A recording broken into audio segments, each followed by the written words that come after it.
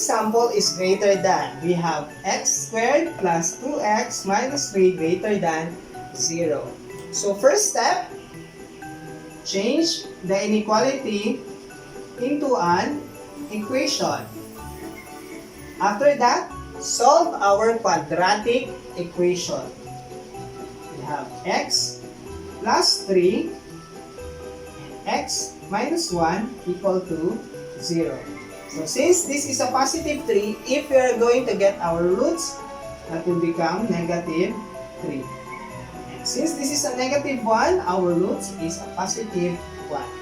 Now, by the way, the difference between a quadratic inequality and a quadratic equation is in quadratic equation, I mean, your roots are already your answer.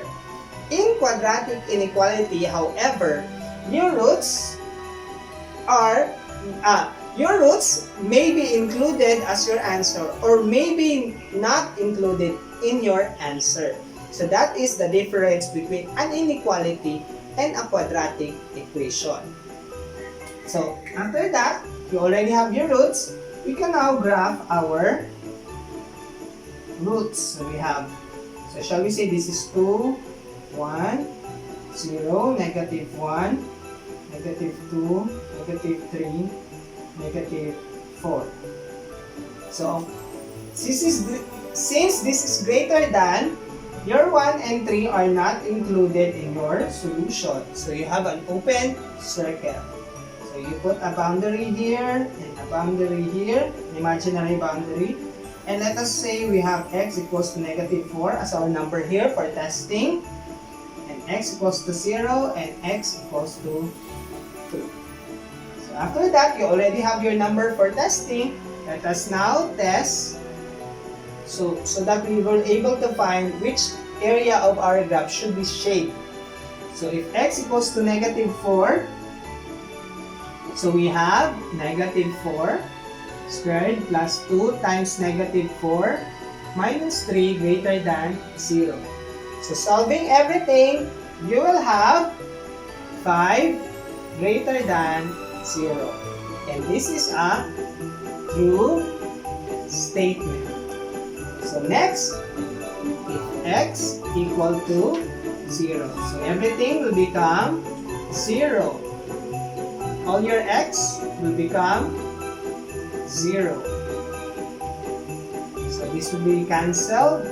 So what will remain is negative 3 greater than 0. And obviously, this is a false statement. And lastly, x equals to 2. So all your x will become 2. Minus 3 greater than 0. And solving this one, we have 5 greater than 0. So this is a true statement.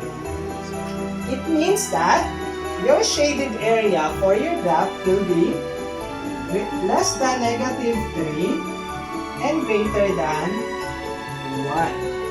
Now, if you are going to write your interval notation, so that I end the interval notation, will be, so since this is continuous to a negative number, so that's negative infinity,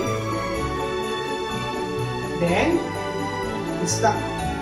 write negative 3 and start with union with 1, then to a positive infinity. And if you're going to write your solution set, so let SS be our solution set, x is less than negative 3 or x is greater than 1. So that is now your solution set, your interval notation, and your graph for x squared plus 2x minus 3 greater than 0.